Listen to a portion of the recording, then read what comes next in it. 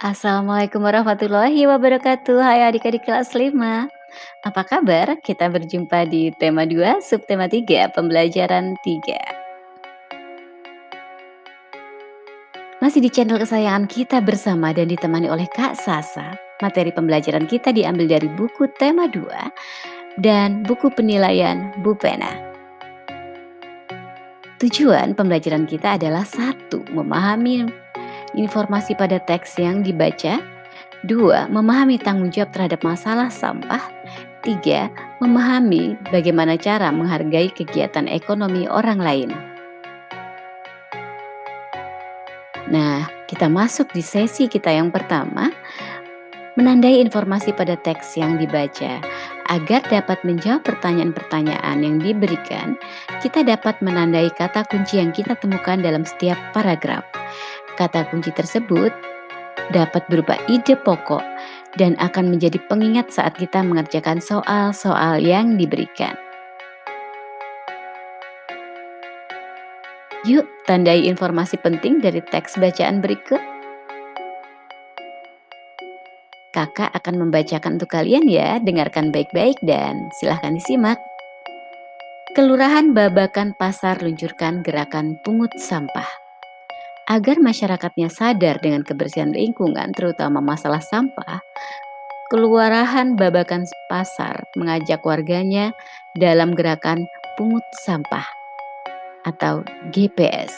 Lurah Babakan Pasar Rokib Al-Hudri menyatakan GPS ini merupakan program pemerintah kota Pemkot Bogor pada tahun 2016. Program ini bertujuan agar kota Bogor terbebas dari sampah. Karena masalah sampah merupakan tanggung jawab seluruh masyarakat. Sampah ini bukan hanya tanggung jawab pihak kelurahan atau per orang, tetapi tanggung jawab bersama kita semua, jelasnya. Rakib berharap kedepannya warga Babakan Pasar lebih peduli lagi dengan sampah yang selama ini selalu berserakan sehingga wilayah Babakan Pasar terbebas dari sampah. Kalau sampah ini sudah tertata dengan baik, selain indah dipandang, maka warga masyarakat pun akan terhindar dari penyakit, pungkasnya.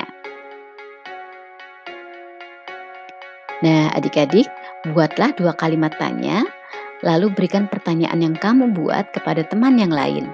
Mintalah mereka menjawab pertanyaanmu, begitu juga sebaliknya. Selamat mencoba adik-adik.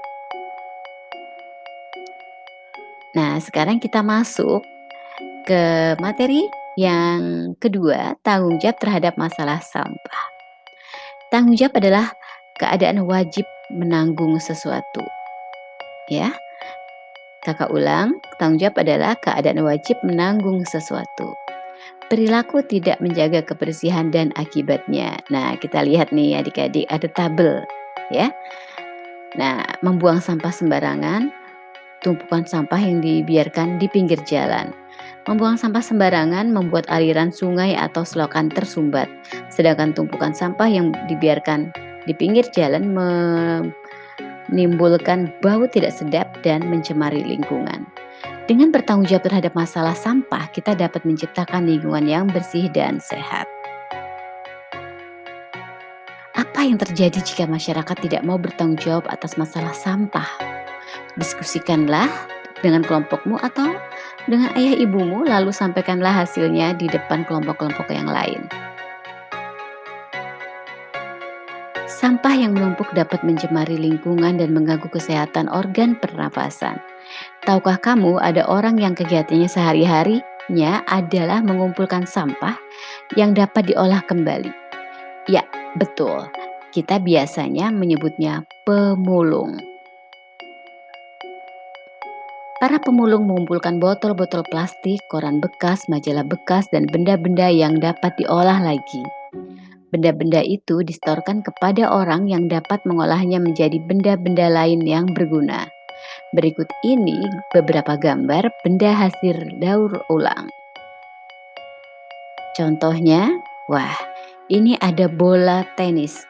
Dapat diolah menjadi tempat penyimpanan untuk kunci, pulpen, bahkan tisu ya adik-adik. Lalu di sampingnya, di sebelahnya ada botol minuman. Nah, botol minuman ini ternyata bisa menjadi tempat penyimpanan barang. Luar biasa ya. Kemudian ada drum bekas. Drum bekas ini bisa kita olah menjadi kursi. Lalu ada apa ini adik-adik? Benar sekali, bungkus snack atau bungkus plastik hasil hasil rumah tangga. Bisa berupa bungkus plastik deterjen dan lain sebagainya. Ternyata bisa diolah menjadi tas. Wah, keren ya. Menghargai kegiatan ekonomi orang lain. Sebagai makhluk sosial, kita membutuhkan orang lain untuk memenuhi kebutuhan yang tidak bisa kita hasilkan. Keterlibatan orang lain dalam kegiatan ekonomi dapat kita temukan pada tahap produksi, distribusi, dan konsumsi. Contohnya nelayan, nelayan berperan pada kegiatan ekonomi dalam hal produksi. Amatilah pakaian yang kamu kenakan adik-adik. Bagaimana berlangsungnya proses produksi pakaian. Proses menghasilkan pakaian membutuhkan waktu yang lama ternyata. Untuk membuat pakaian, produsen membutuhkan bahan baku berupa kain dan benang. Kain dapat diperoleh dari perusahaan pemintalan benang. Bahan baku benang berupa kapas dihasilkan dari perkebunan tanaman kapas. Untuk menjadi benang, kapas dipintal terlebih dahulu. Kemudian ditenun di pabrik tenun sehingga menjadi kain. Selanjutnya kain dapat Kain dapat dibuat pakaian oleh penjahit. Begitulah proses panjang sebuah produksi pakaian. Banyak pihak yang terlibat dalam proses produksi ini. Ada petani tanaman kapas, pekerja pemintalan, penenun kain, penjahit, dan pengusaha garmen. Begitu panjangnya proses produksi, hendaknya kita perlu menghargai kegiatan usaha ekonomi orang lain. Apa akibatnya adik-adik jika kita tidak menghargai kegiatan orang lain dalam usaha ekonomi? Wah, bagaimana perasaan kalian jika kalian tidak dihargai? Wah, kita harus saling menghargai ya adik-adik. Nah, selanjutnya dengan orang tua diskusikanlah dengan keluargamu cara-cara menghargai jenis usaha pembuat benda-benda daur ulang. Demikianlah pembelajaran kita kali ini adik-adik. Terima kasih untuk perhatian, semangat, dan kolaborasinya. Jangan lupa untuk like, komen, dan subscribe serta membunyikan tanda lonceng. Kita berjumpa di pembelajaran berikutnya. Kak Sasa mohon undur diri. Wassalamualaikum warahmatullahi wabarakatuh. Sampai jumpa.